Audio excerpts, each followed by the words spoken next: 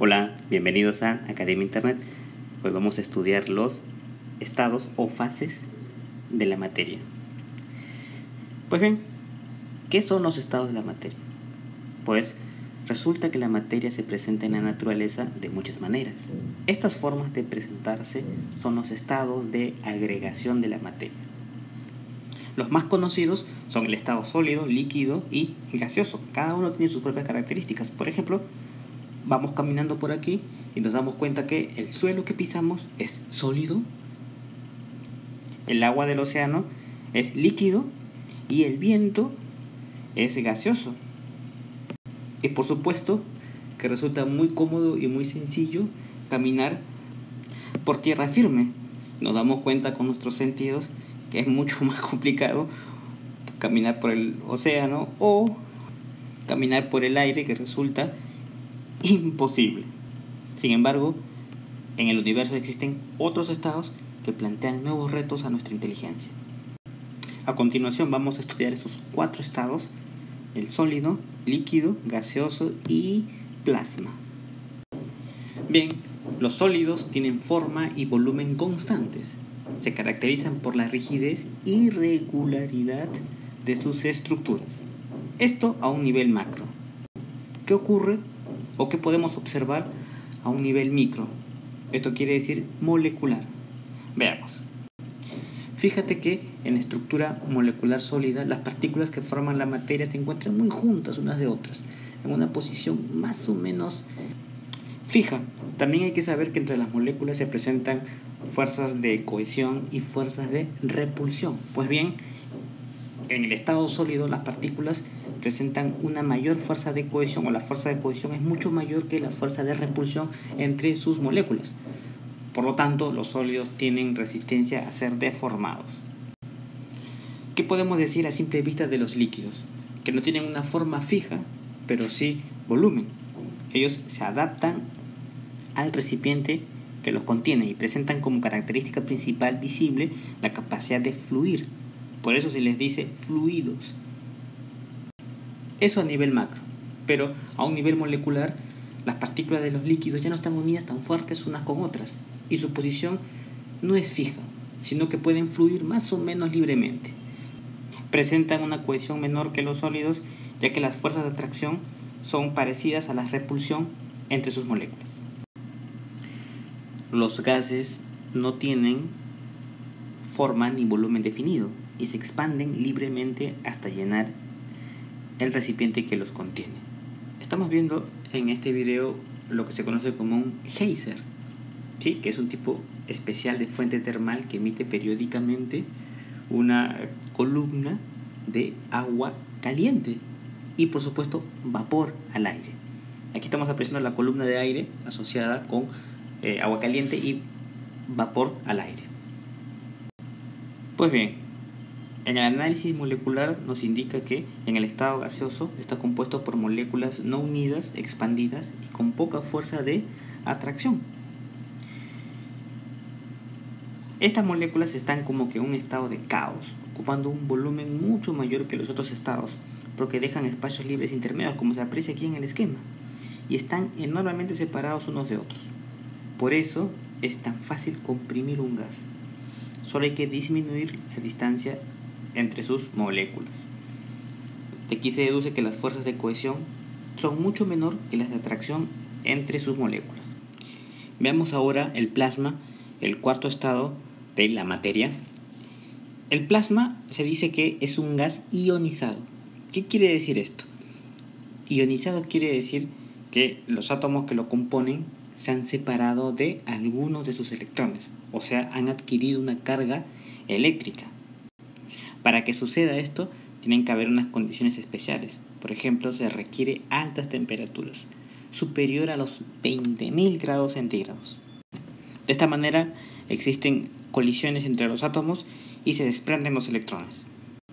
De esta manera, el plasma es un estado parecido al gas, pero compuesto por iones, que pueden tener carga negativa o positiva, separados entre sí y libres. Por eso es un excelente conductor. El ejemplo más claro de esto es el Sol. En el Sol ocurren estas condiciones. Por eso podríamos decir que el Sol, como todas las estrellas, es una enorme bola de plasma, de densidad y temperatura muy altas. Sabemos que está constituido en su totalidad de hidrógeno, con una pequeña componente de helio. Su parte más densa y caliente precisamente se encuentra en el interior, lo que llamamos el núcleo, donde se estima que debe haber una temperatura del orden de los 15 millones de grados y una presión de miles de millones de veces la presión de nuestra atmósfera. Condiciones ideales para el estado plasmático. Pues bien, el plasma es el estado de agregación más abundante de la naturaleza, y la mayor parte de la materia en el universo visible se encuentra en estado de plasma. Pero también el plasma se puede producir de forma artificial. Veamos ahora algunas formas comunes de plasma. Producidos artificialmente, por ejemplo, en los televisores o monitores con pantalla de plasma, en el interior de los tubos fluorescentes, lo que se conoce como la iluminación de bajo consumo, en la materia expulsada para la propulsión de cohetes, ¿sí?, en los reactores de fusión, en fin. También plasmas terrestres, por ejemplo, los rayos durante una tormenta, la ionosfera, el fenómeno de la aurora boreal. Y los plasmas más abundantes, los plasmas espaciales, ya habíamos hablado del Sol y otras estrellas, los vientos solares, las nebulosas, en fin.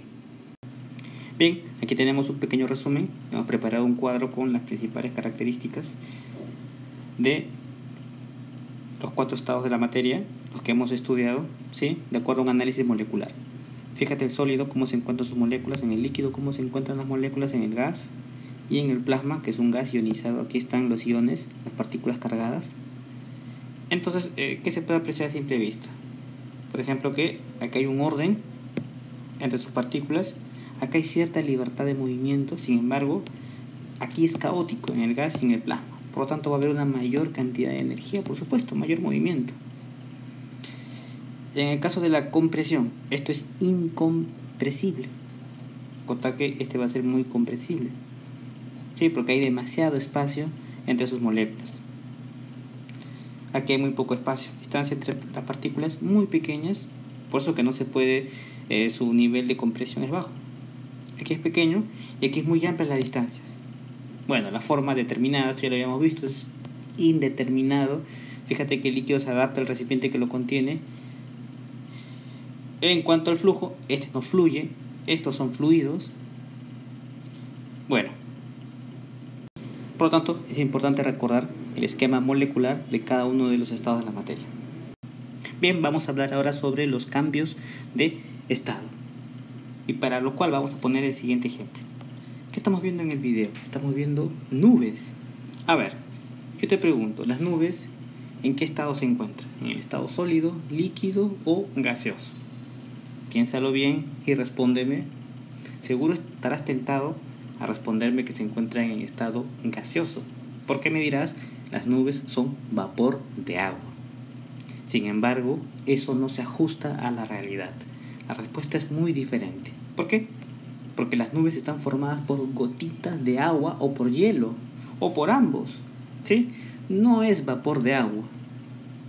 Es decir, son agua, pero en estado líquido o sólido, pero no vapor.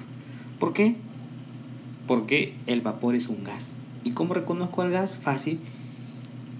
El gas es totalmente transparente, por lo que cuando está presente en la atmósfera no lo vemos, ¿sí? Esa es la característica del vapor de agua. Por lo tanto, la formación de una nube que sí vemos, podemos apreciar con nuestros sentidos, tiene su origen precisamente en que el vapor se condensa. Esto significa que el agua deja de ser gaseoso y pasa a líquido, al transformarse en las pequeñas gotitas que habíamos mencionado, que forman las nubes. Eso es lo que significa un cambio de estado, pasar de estado gaseoso a estado líquido. Veamos. Cambios de estado. ¿Qué significa a un nivel molecular los estados de agregación de la materia?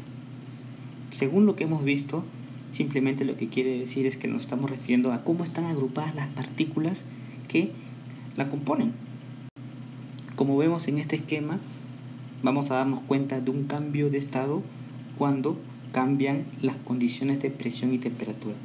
Entonces, cuando cambiamos estas condiciones, o sea, la presión y temperatura en una sustancia, se produce como un cambio de ordenación entre sus moléculas.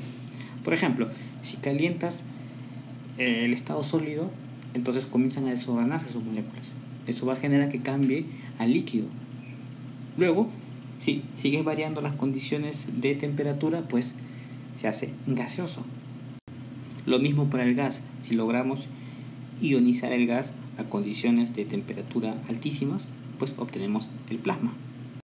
Bien, aquí le presentamos un diagrama de los cambios de estado entre los estados sólido, líquido y gaseoso.